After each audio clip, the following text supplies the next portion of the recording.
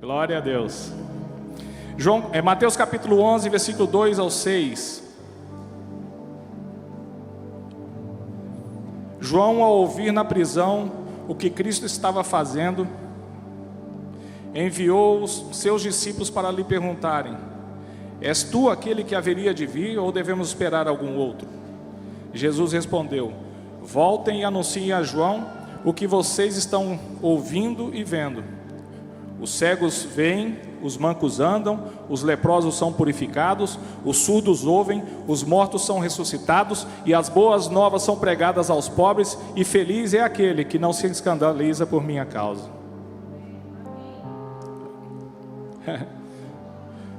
Isso é um avivamento, não é? Uau! Aí lá em João capítulo 14, versículo 12 ao 14, diz assim: digo-lhes a verdade, aquele que crê em mim fará também as obras que tenho realizado, fará coisas ainda maiores do que estas, porque eu estou indo para o Pai, e eu farei o que vocês pedirem em meu nome, para que o Pai seja glorificado no Filho. O que vocês pedirem em meu nome, eu farei. Então vocês farão, nós faremos coisas maiores do que essa que Jesus disse para João que estava acontecendo. Que os cegos estavam vendo, que os mancos estavam caminhando, que a boa nova do Evangelho estava sendo espalhada. Jesus falou que nós faríamos coisas maiores do que essa. E é sobre isso que nós estamos tratando toda a semana, nessa semana de avivamento. Aonde estão essas coisas maiores que nós não temos feito e nem temos visto? Por que não estão acontecendo e por que nós não estamos fazendo? O avivamento ele é caracterizado por um retorno renovado à fé, uma busca apaixonada por Deus, uma transformação espiritual na vida dos crentes e uma reforma social profunda nas comunidades em que vivem. Avivamento não consiste só em ganhar pessoas para Jesus, em pregar a salvação e encher as igrejas. Isso é só o começo. O avivamento continua com o processo de discipulado da cidade, trazendo um impacto transformador sobre todas as áreas de influência da sociedade. A sociedade na qual vivemos já é chamada por muitos de sociedade pós-cristã, ou seja, uma sociedade que o cristianismo não exerce mais influência cultural e institucional que costumava exercer. Podemos perceber isso observando o estilo de vida abraçado e reverenciado por essa geração. Uma geração que não aceita valores absolutos, que justifica o seu estilo de vida e a própria identidade de acordo com a forma que sente. Da forma que ele sente, ele diz que é.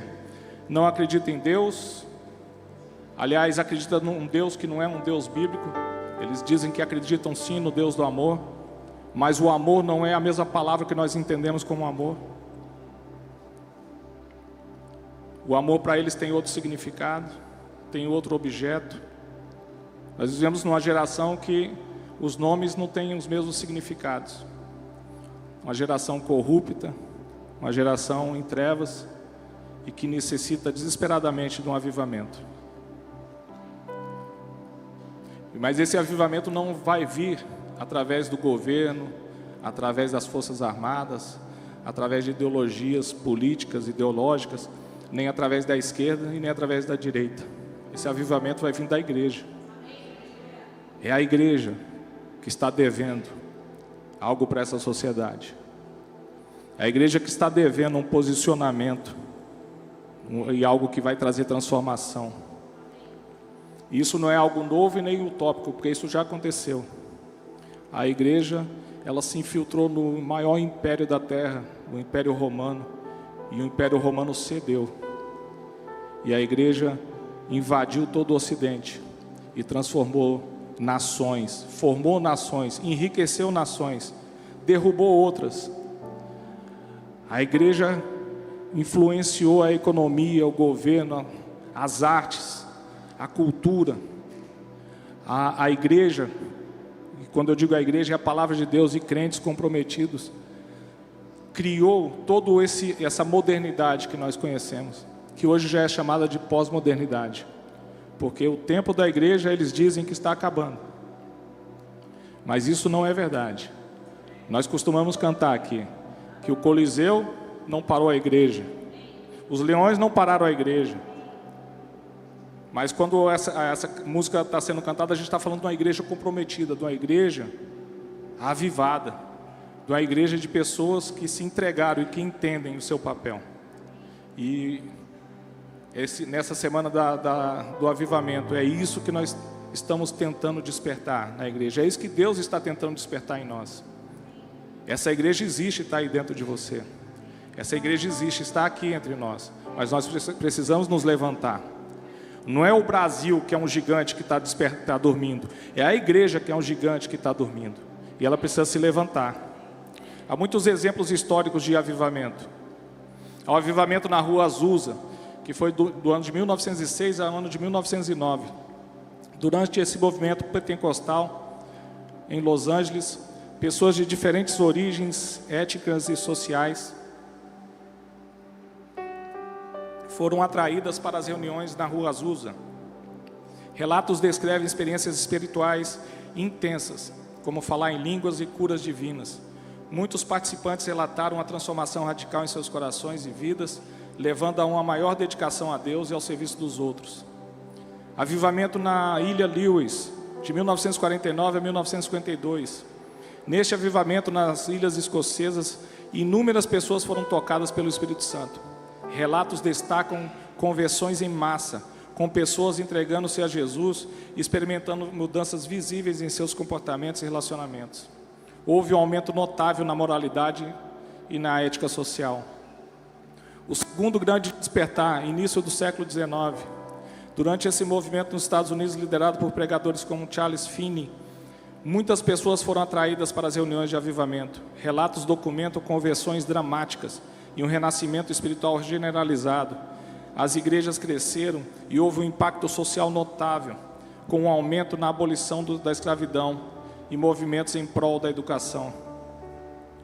Movimento metodista de John Wesley, século XVIII. Durante o movimento metodista, as reuniões de avivamento lideradas por Wesley resultaram em conversões significativas. Muitas pessoas foram atraídas para o método de Wesley de discipulado e enfatizando a santidade de vida. Isso levou não apenas a mudanças espirituais, mas também a transformações sociais em comunidades inteiras. Então não é nada utópico. Isso são alguns exemplos só, mas tem muitos outros. E durante o tempo de avivamento, as pessoas entravam na igreja, elas não sabiam por que estavam sendo atraídas. Pessoas viciadas, com as vidas destruídas, elas eram atraídas para vir para a igreja. E ali elas se entregavam e tinham suas vidas transformadas.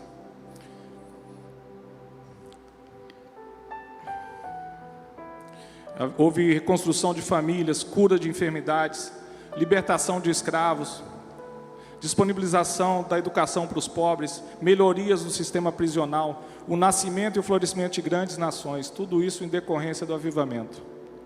Avivamento não é só um tempo que você fica dentro da igreja cantando, louvando e adorando ao Senhor. Avivamento é isso também, mas é muito mais aquilo que acontece lá fora. Quantos entendem que é isso que precisamos no nosso tempo? Amém? E quantos precisam e querem um avivamento em suas casas, famílias, negócios, nessa cidade, nessa nação? Amém? Quantos querem? Quantos precisam? Amém? Quantos estão dispostos a pagar o preço para que isso aconteça? Para que o avivamento venha? Existe um preço a pagar. E é por isso que talvez a gente não esteja vendo nada acontecendo. Porque a gente tem sido uma igreja acomodada. Uma igreja que olha e ora pelos seus próprios interesses. E para que o avivamento venha é preciso que uma igreja esteja comprometida com a expansão apostólica, com a expansão do reino de Deus. O que é preciso? Que preço que é preciso pagar? É um preço de ler a palavra de Deus e de meditar nela. É um preço de orar, de buscar intimidade com Deus. É um preço de jejuar, de pagar um preço de jejum, de arrependimento e confissão dos pecados, não só dos seus, mas dessa sociedade, dessa geração. É um preço de intercessão, é um preço de comunhão com a igreja, de você ter comunhão com a sua própria igreja. Esse é um preço que muitos não estão dispostos a pagar. É um preço de submissão à liderança da sua igreja. Porque não tem como trazer um avivamento se a igreja não tiver uma liderança, ou seja, uma organização. E se nós não estivermos dispostos a nos submeter, ou seja, nos colocar debaixo da mesma missão dos nossos líderes. O avivamento coletivo é resultado do despertamento individual de cristãos comprometidos em pagar o preço para que o reino de Deus venha e a vontade dele seja feita na terra como ela é no céu. Precisa de um despertamento de cada um de nós. E para que a gente possa entender bem sobre o preço que precisa ser pago, nós precisamos acrescentar a esse preço também a nossa área financeira. Porque hoje é um dia de consagração das nossas finanças ao Senhor. Nós já consagramos as nossas famílias, nosso ministério, nós já consagramos outras áreas das nossas vidas, e hoje é um tempo de consagração das finanças. E consagrar significa dedicar algo ao serviço, à honra e à adoração ao nosso Deus. Então, consagrar as finanças significa colocar as nossas finanças a serviço, para que através delas a gente honre e adore ao Senhor. Servir e adorar ao Senhor tem a ver com fazer a vontade dEle, e a vontade dEle é salvar os perdidos e trazer o reino dEle à terra. A vontade de Deus é trazer um grande avivamento para Foz do Iguaçu, para o Brasil e toda a terra. As nossas finanças devem fazer parte disso. Ouso dizer que o avivamento não virá se não houver fidelidade no povo de Deus com os princípios bíblicos relacionados às finanças.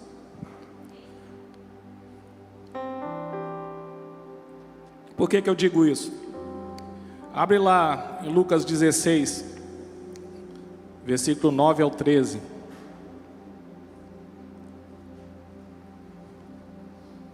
Por isso eu digo, Jesus dizendo: usem a riqueza deste mundo ímpio para ganhar amigos, de forma que quando ela acabar, estes os recebam nas moradas eternas.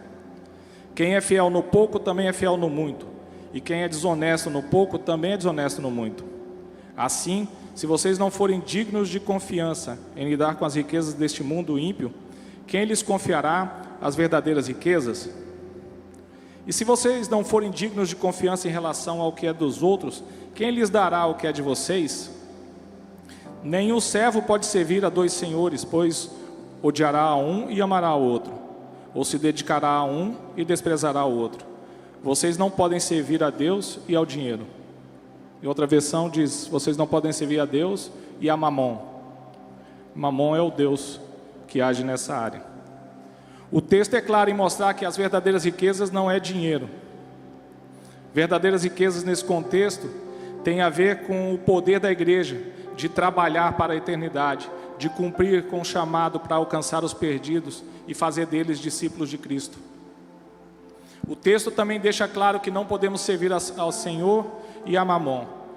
Ao servirmos a um, deixamos de servir ao outro, e vice-versa. Temos duas escolhas: consagrar nossas finanças a Deus ou consagrá-las a Mamon. Consagrar as nossas finanças a Deus é investir para que um grande avivamento venha e transforme a nossa geração. Consagrar nossas finanças é saber a Deus, é saber que Ele é nosso pastor e não vai nos deixar faltar nada, e ainda nos dará em abundância para podermos ser generosos em toda e qualquer oportunidade. Consagrar as finanças a Mamon é viver debaixo do medo da escassez e da falta de recursos. É viver buscando o dinheiro em primeiro lugar, querendo com isso alcançar aquilo que só Deus pode dar: paz, proteção, segurança, provisão, não só física, mas também para a alma e para o espírito.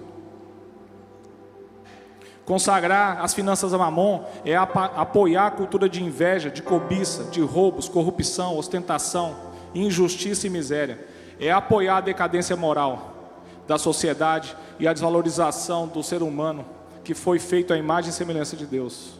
Lembre-se, o amor ao dinheiro, ou seja, servir ao dinheiro, é a raiz de todos os males. Qual é a sua escolha? A quem você vai consagrar as suas finanças? Não existe neutralidade no reino de Deus. Se você decidir não consagrar a Deus, você já está consagrando a Mamon.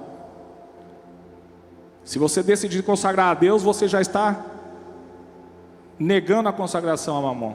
Você precisa tomar uma decisão e um posicionamento. Me lembra de um texto lá em Josué, capítulo 24, versículo 13 ao 15, que diz assim: eu lhes dei uma terra que vocês não cultivaram, e cidades que não construíram, as cidades onde agora habitam. Eu lhes dei vinhedos e olivais para alimentá-los, embora vocês não os tenham plantado. Portanto, temam o Senhor e sirvam-no de todo o coração. Lancem fora os ídolos que seus antepassados serviam quando viviam além do Eufrates e no Egito. Sirvam somente ao Senhor. Mas se vocês se recusarem a servir ao Senhor, escolham hoje a quem servirão. Escolherão servir os deuses aos quais seus antepassados serviam além do Eufrates? Ou os deuses dos amorreus, em cuja terra vocês habitam? Quanto a mim, eu e minha família serviremos ao Senhor. Essa é uma decisão de Josué. Isso que não é uma promessa bíblica. Alguns falam: e quanto àquela promessa, eu e minha casa serviremos ao Senhor? Isso não é uma promessa, querido. Promessa é aquela: crê no Senhor Jesus e será salvo você e sua casa. Isso é uma promessa. Agora isso aqui é uma decisão. E essa é uma decisão que você precisa tomar. O texto aqui é bem claro, ele fala de ídolos que precisam ser deixados, que precisam ser abandonados. E nós vimos aqui que existe um ídolo que compete com Deus, que é Mamon, que é o dinheiro. O dinheiro é um ídolo. E o amor a ele é raiz de todos os males. Todos os males que você vê se manifestando nessa cidade, todos os males que você vê se manifestando na sua casa, todos os males que você vê se manifestando em toda a terra, tem uma raiz. E a raiz é o amor ao dinheiro. É assim que está escrito. Isso aqui não é uma questão de uma decisão simples. Isso aqui é uma questão de libertação. Você precisa ser liberto, eu preciso ser liberto. Porque isso aqui é uma questão de idolatria. E não tem como você servir a dois senhores. Isso está falando de deuses. De um Deus que é o Deus de toda a terra, que é o Deus criador de todas as coisas. E de um outro falso Deus, que tem sido o Deus dessa geração. É uma questão de libertação. Portanto, se você estiver ouvindo essa mensagem e estiver se sentindo incomodado, se você está se sentindo com vontade de sair daqui, não saia. Porque todo o processo de libertação passa por isso. Pessoas sentem enjoo, sentem dor de cabeça, têm uma vontade de vir aqui me bater. Acontece todo o processo de libertação, porque isso aqui é libertação, querido. Você não consegue ser fiel a Deus nas finanças porque você está preso, porque você está amarrado, porque você não está servindo ao Senhor da forma que você deveria ser, porque suas finanças não foram consagradas a Ele. Essa é a verdade. E servir ao Senhor com as finanças começa com a sua fidelidade aos dízimos e às ofertas de primícias.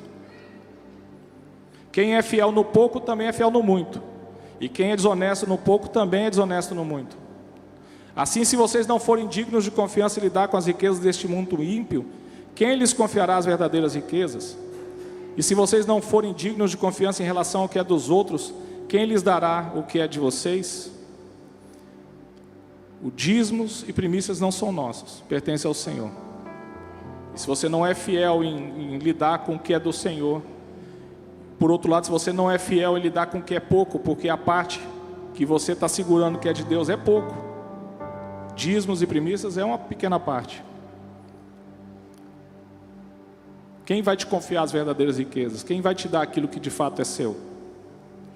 E quem te disse que isso que você tem, que você está retendo, é o que Deus quer para você? Eu vou te mostrar que não é isso. Quando a gente fala em consagração, nós precisamos entender que eu só posso consagrar aquilo que é meu. Nós só podemos consagrar aquilo que é nosso.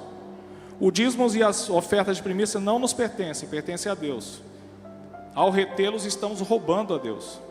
É o que diz em Malaquias, capítulo 3, versículo 8 ao 12.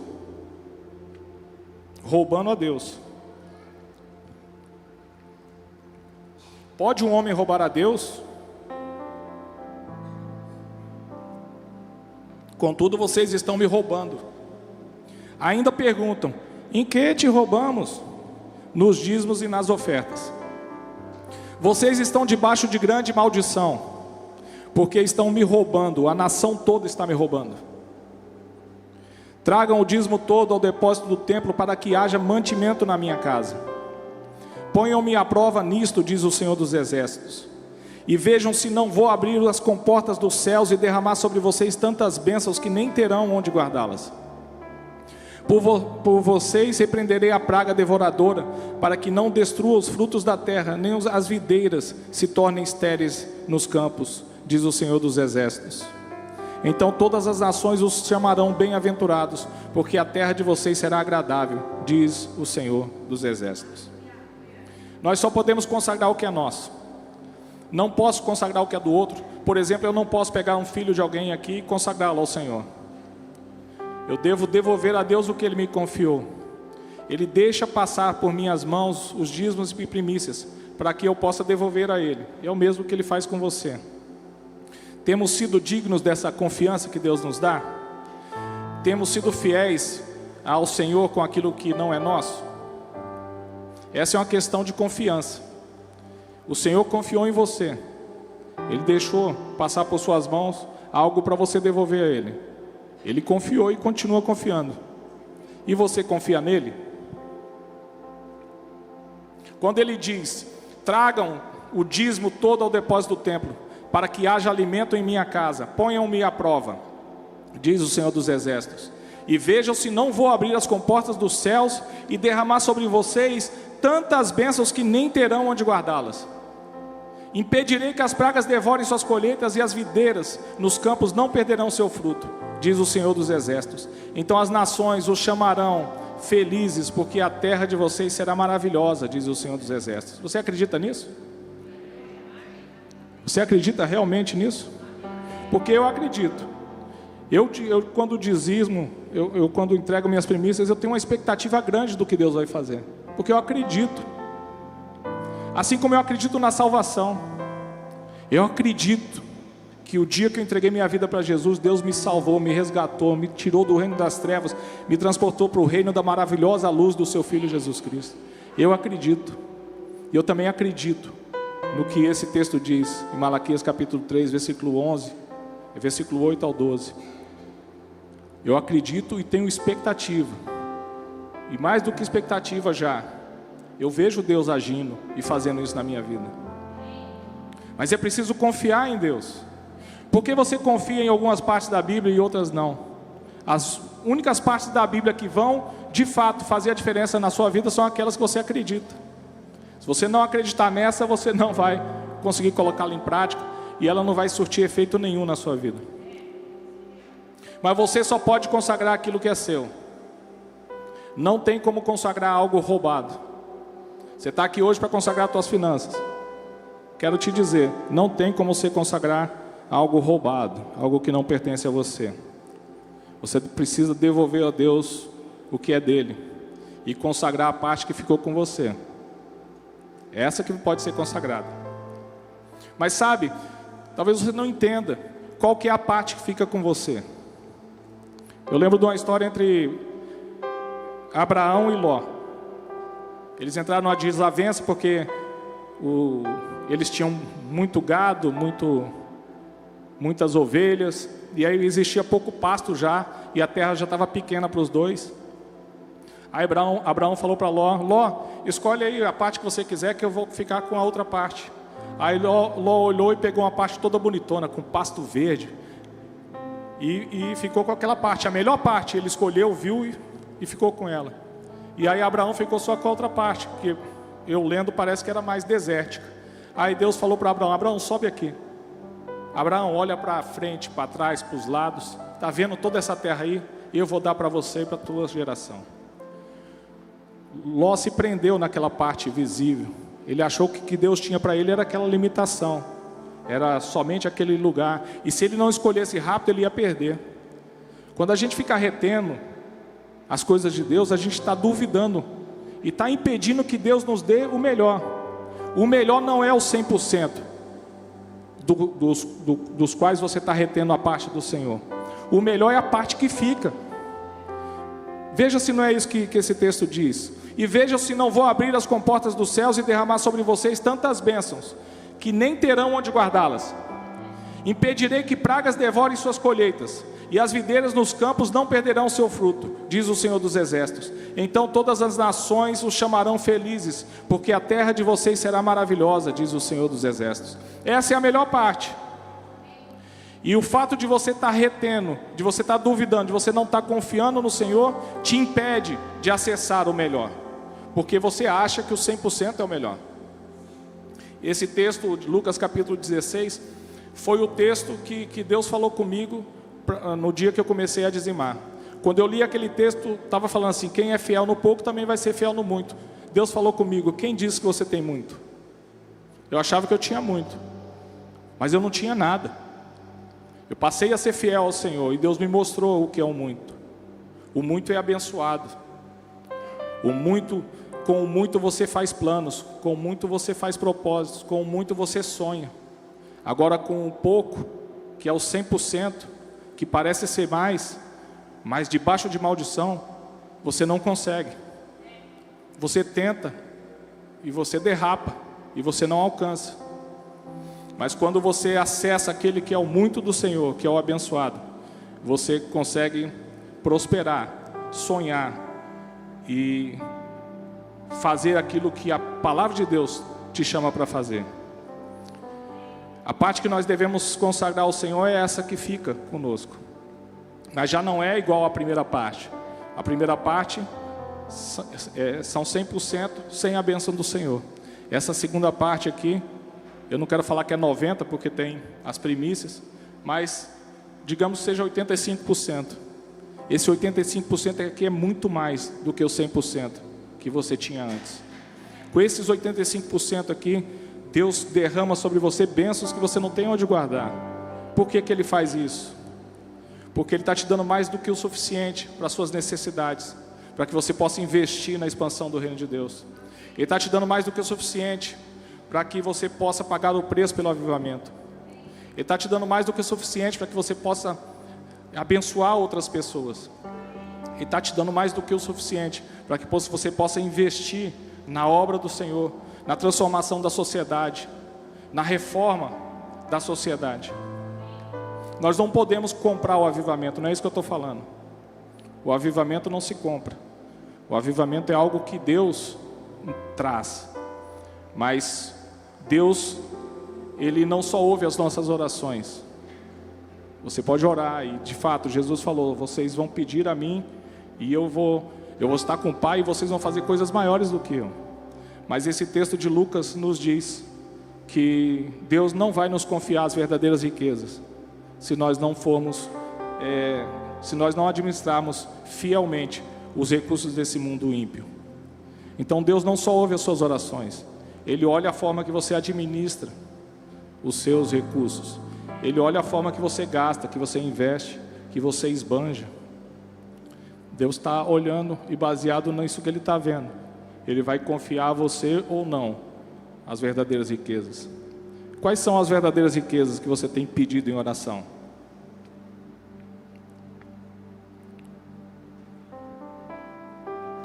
Sabe, eu estava pensando agora há pouco, existe um princípio que os investidores eles usam para investir numa empresa.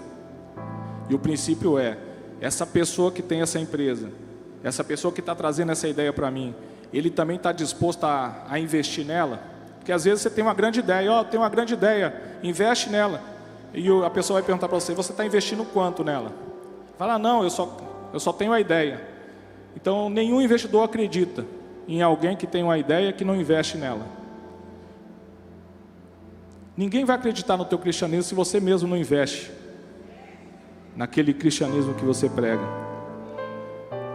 Ninguém vai acreditar nesse Deus que você diz que tem se você não confia a Ele as tuas finanças. Se você não consegue abrir o seu bolso para Ele, se você não consegue confiar que aquilo que Ele está falando na palavra, que Ele vai te abençoar, e Ele ainda fala: ponham-me à prova. Ponham-me à prova, é a única vez na Bíblia que você vai ver isso. Ponha-me à prova, diz o Senhor dos Exércitos, para ver se eu não vou fazer isso. Ou seja, oferta, dizima, colocando Deus à prova. Deus, eu estou colocando o Senhor à prova. Ele deixa você fazer isso, porque Ele quer que você se liberte de mamon.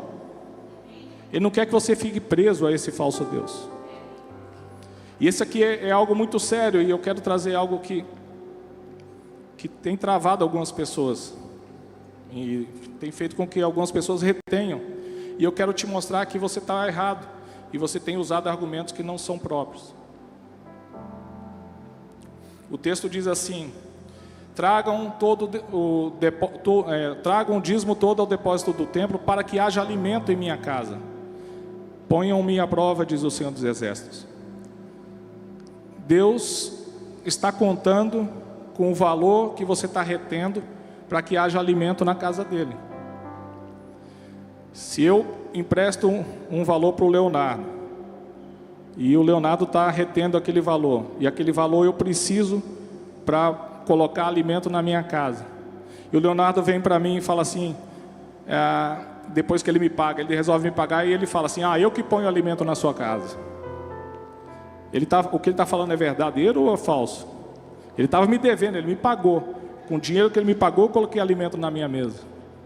Alguns cristãos, eles têm retido aquilo que é de Deus, porque eles não querem que o dinheiro seja usado da forma que Deus quer que seja.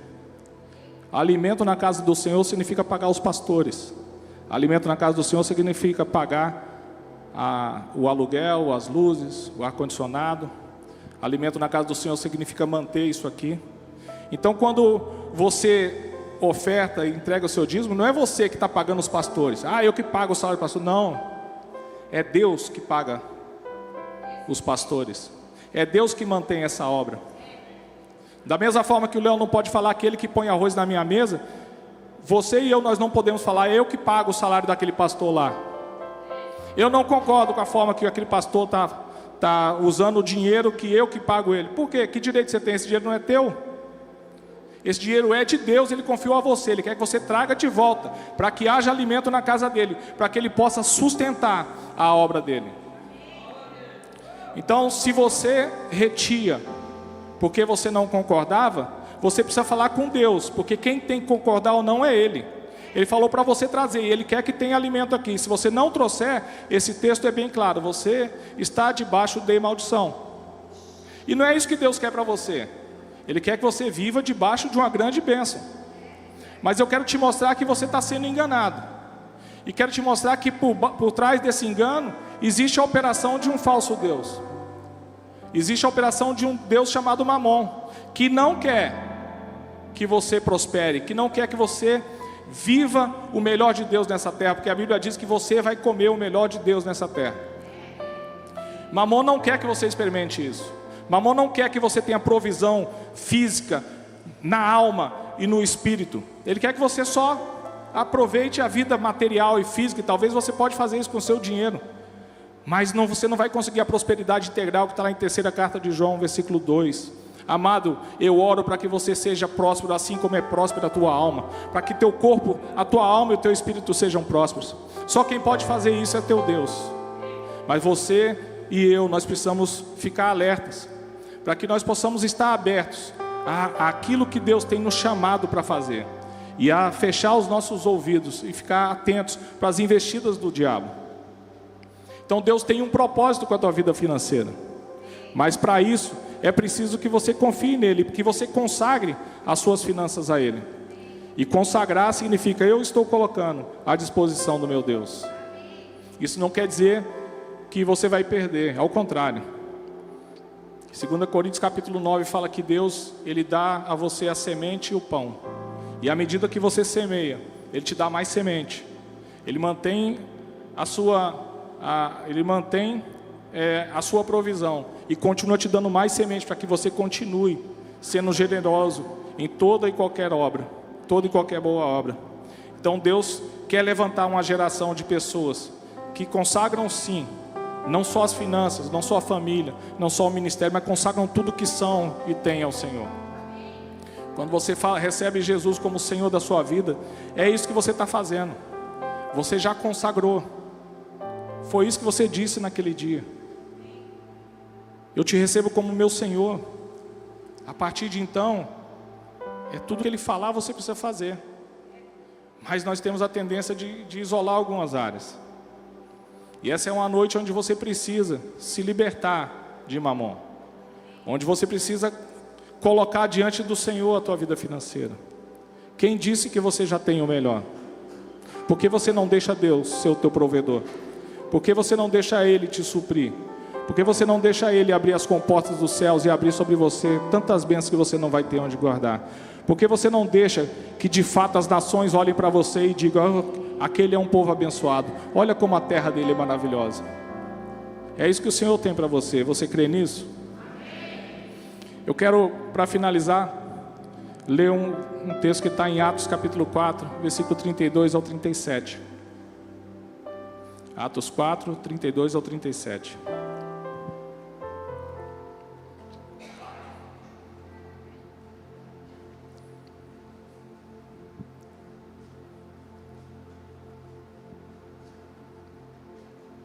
Capítulo de Atos, livro de Atos, no capítulo 1, dá início a um grande avivamento. Capítulo 2, o Espírito Santo vem sobre uma multidão não, um pequeno grupo de pessoas, 120 pessoas, que estavam reunidas em obediência ao Senhor, em oração, esperando que algo acontecesse, porque Jesus tinha falado: fiquem lá até que venha sobre vocês o poder do Espírito Santo e os revista. E vocês serão minhas testemunhas, e vocês sairão pela Judéia, por Samaria, até os confins da terra, Jerusalém, e serão minhas testemunhas. Eles ficaram lá esperando o que ia acontecer. De repente ouviu-se um som do céu, e veio sobre eles o Espírito Santo como se fosse línguas de fogo. E a partir daquele momento eles ficaram incendiados, eles ficaram falando em outras línguas, e as pessoas, quando viram eles na rua, achavam que eles estavam embriagados. Mas eles começaram a pregar e falar desse Jesus.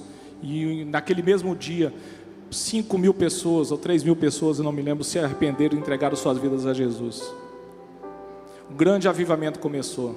No versículo 42 de Atos 2, diz que aquelas pessoas começaram a ficar juntas e a compartilhar o pão e a cantar louvores e a contribuir um com o outro. As pessoas vendiam o que tinham e não havia nenhum necessitado entre eles, porque eles consagraram tudo ao Senhor. E no capítulo 4 eu quero ler uma sequência disso. Da multidão dos que creram, um era a mente e um o coração. Ninguém considerava unicamente sua coisa alguma que possuísse, mas tudo lhes era comum. Com grandioso poder, os apóstolos continuavam a testemunhar da ressurreição do Senhor Jesus, e grandiosa graça estava sobre todos eles. Não havia pessoas necessitadas entre eles, pois os que possuíam terras ou casas os vendiam, traziam dinheiro da venda e o colocavam aos pés dos apóstolos, que o distribuíam conforme a necessidade de cada um. José, um levita de Chipre, a quem os apóstolos deram o nome de Barnabé, que significa encorajador, vendeu um campo que possuía, trouxe o dinheiro e o colocou aos pés dos apóstolos. Eu quero que você veja todo esse ambiente, né, de avivamento, né? Algumas pessoas utilizam desse momento da igreja para falar que o cristianismo é como o comunismo, e não tem nada a ver. O comunismo, um governante arranca de alguém para dar para o outro. Arranca de alguém, fica com a maior parte e dá um restinho para o outro. Aqui são pessoas que estão pegando do próprio dinheiro, do próprio bolso, e estão contribuindo, estão distribuindo com as pessoas necessitadas. Existem muitos outros ensinamentos com relação às finanças. Inclusive um que diz que aquele que não trabalha não deve comer.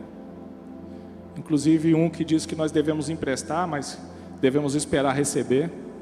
Então, esse texto aqui, sendo visto de uma forma isolada, ele pode trazer alguma confusão, porque nós somos chamados para ser abençoados e sermos uma bênção. Isso inclui trabalhar, isso inclui produzir, a não ser que você não possa. Mas o que eu quero focar é nesse senhor aqui chamado Barnabé. José, um levita de Chipre. Os apóstolos deram a ele o nome de Barnabé, que significa encorajador. Eu estava pensando nesse nome e fico pensando que toda semana alguém tem que vir aqui na frente e encorajar a igreja para ofertar, encorajar a igreja para ser fiel ao Senhor nos dízimos e nas ofertas. Não era o que acontecia ali. Era o contrário.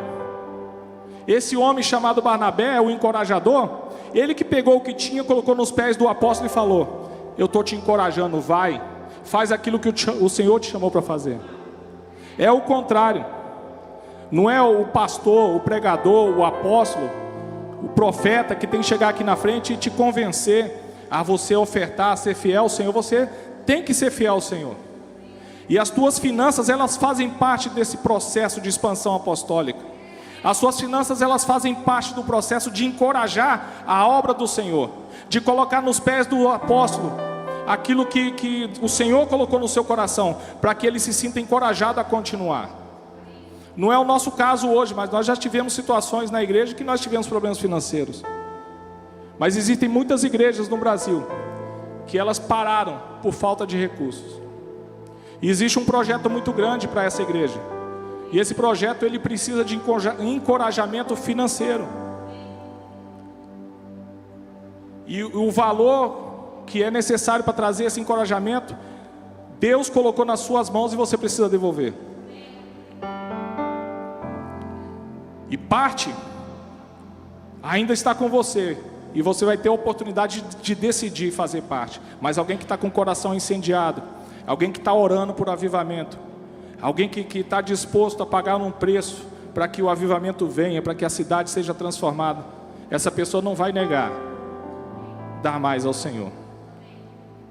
Então a minha oração nessa noite é que a gente desperte uma geração de Barnabés, de pessoas que estão dispostas a expandir o reino de Deus, porque Barnabé não ficou só nisso. Barnabé, ele saiu junto com Paulo. Vocês já ouviram falar de Paulo? Barnabé foi a pessoa que foi escolhida para ir com Paulo. Ele não só investiu, ele fez, ele encorajou e também foi encorajado. E nós precisamos de uma geração de Barnabés, de pessoas que estão comprometidas com a obra de Deus, de pessoas que são fiéis ao Senhor, de pessoas que não estão roubando ao Senhor, ao contrário. A palavra de Deus diz, tem um texto que fala: olha, aquele que roubava, pare de roubar e agora comece a trabalhar com suas próprias mãos para que você tenha com que ajudar as outras pessoas. Então é preciso que essa geração de Barnabé abandone o roubo. E ao contrário, comece a trabalhar mais, comece a deixar Deus te usar mais, para que você possa ter mais recursos, para abençoar a tua família, para abençoar o próximo, mas para abençoar de forma extravagante a obra do Senhor. Avivamento não vem quando existe infidelidade financeira. Não vem, você pode orar. É só você pegar de novo o texto, Lucas capítulo 16, versículo 12, se não me engano. Quem vai te confiar as verdadeiras riquezas se você é infiel com as riquezas desse mundo? Quem são os Barnabés que estão aqui nessa noite, que estão dispostos a consagrar ao Senhor suas finanças, que estão dispostos a se reconciliarem com o Senhor? Se você tem retido até hoje os dízimos, as ofertas, não faça algo sem você se arrepender. Não saia consagrando ao Senhor aquilo que não te pertence.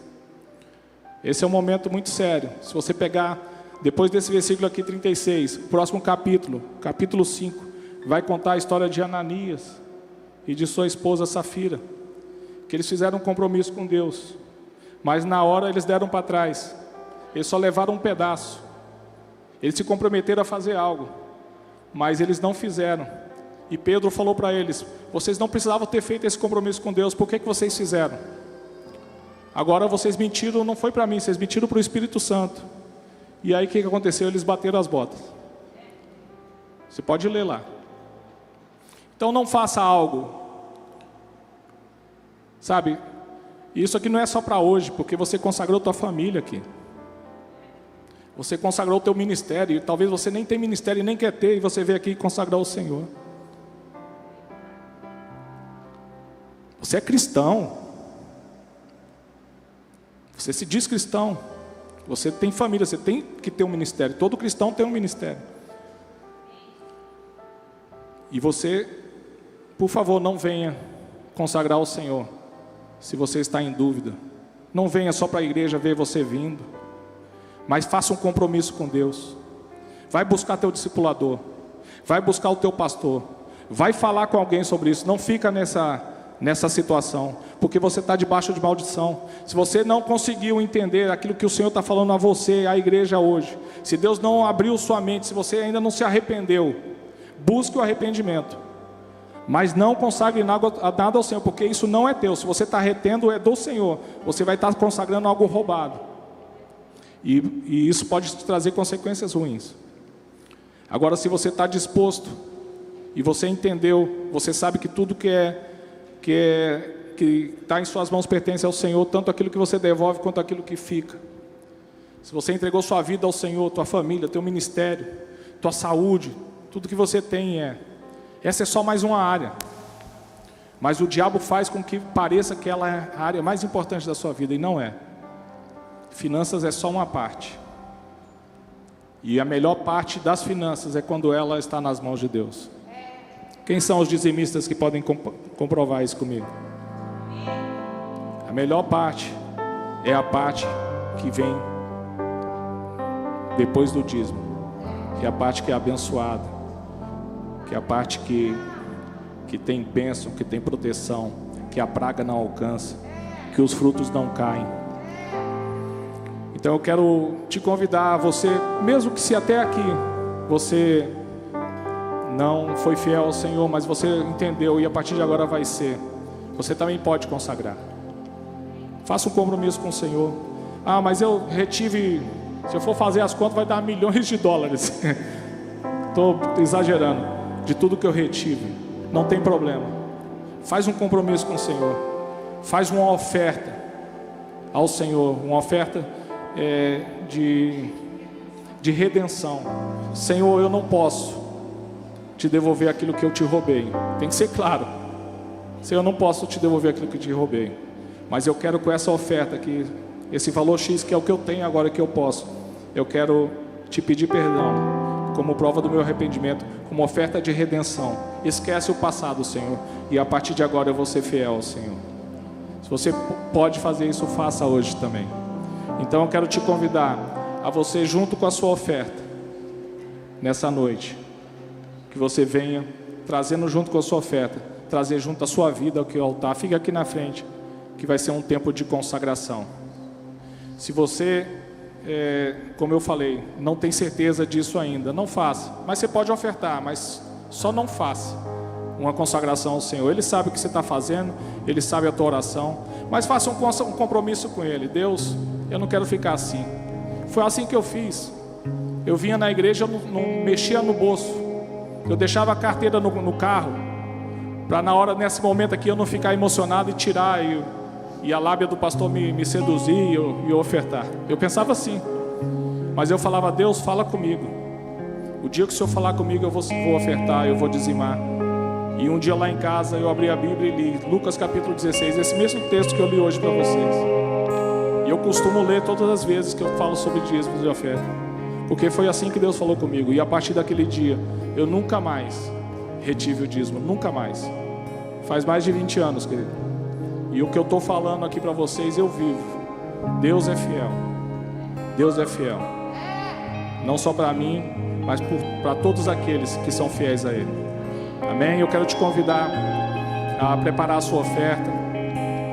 A você que quer fazer uma oferta de redenção, é no mesmo envelope, é a mesma coisa que você vai fazer, mas a oração e a entrega que você vai te trazer ao Senhor é diferente. Então você que já preparou, traz aqui na frente. E fica aqui na frente que nós vamos orar. Eu quero orar por você. Eu, como eu falei agora há pouco, isso aqui é uma questão de libertação. E o diabo tem impedido muitas pessoas nessa área financeira.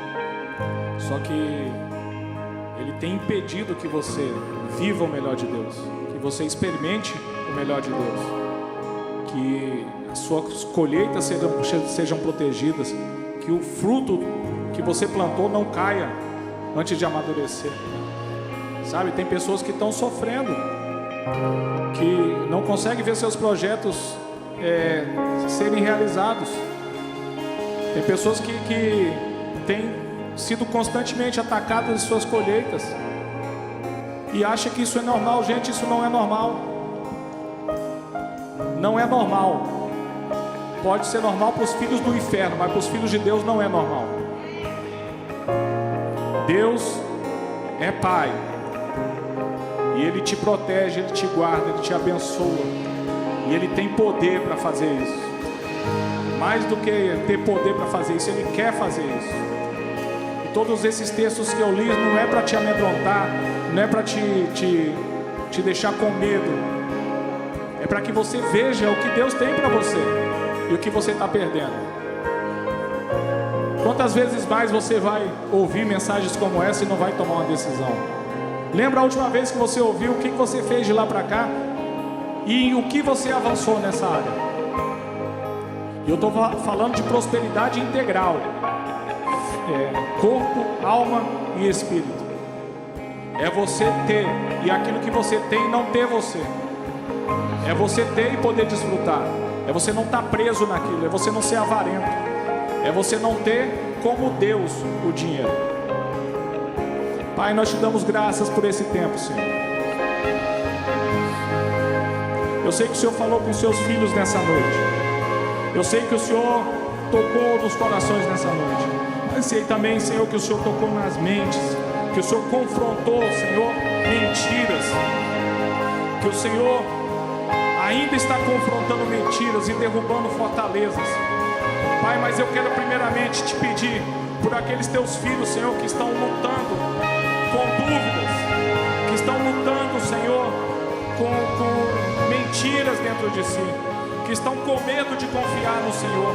Senhor, eu coloco eles diante do Senhor e te peço em nome de Jesus que assim como o Senhor fez comigo, assim como o Senhor fez comigo, traz a revelação a eles, para que eles possam, a partir do momento dessa revelação, que eles possam, Senhor, consagrar ao Senhor as suas finanças, santificando, Senhor, a parte que fica com eles, entregando ao Senhor os dízimos e as ofertas de primícia. Em nome de Jesus, fala com meus irmãos, em nome de Jesus, para que eles possam, Senhor, ser libertos, e que eles não mais sirvam, Senhor, a Mamon, mas que eles sirvam ao Senhor, e que suas finanças, Senhor, possam ser colocadas ao seu serviço, Senhor, da expansão do teu reino, ao serviço, Senhor, da busca por um grande avivamento nessa geração, a serviço, Senhor, da restauração das famílias, da libertação dos escravos, a serviço, Senhor, da justiça, Senhor, para os pobres, a serviço, Senhor, de encher, Senhor, o seu reino de pessoas salvas e santas, em nome de Jesus, Senhor. Nessa noite os seus filhos vieram à frente, e muitos deles, Senhor, vieram também consagrar as suas finanças. Eu coloco diante do Senhor os seus trabalhos, Senhor, as suas empresas, os seus negócios. Eu coloco diante do Senhor os sonhos que eles têm nessas áreas. Eu coloco diante do Senhor as suas casas. Eu coloco diante do Senhor os seus bens. Eu coloco diante do Senhor também todos os problemas que eles têm, Senhor, na área financeira, Senhor, suas dívidas, suas contas, suas obrigações. E te peço em nome de Jesus, Senhor, os seus filhos estão consagrando as suas finanças ao Senhor. Dê a eles sabedoria, dê a eles graça, Senhor, para que eles possam, Senhor, vencer em todos os seus obstáculos e desafios. Dê a eles, Senhor, humildade para procurar ajuda, Senhor, para pedir ajuda para pessoas que podem ajudar, dando conselho, trazendo a palavra de sabedoria.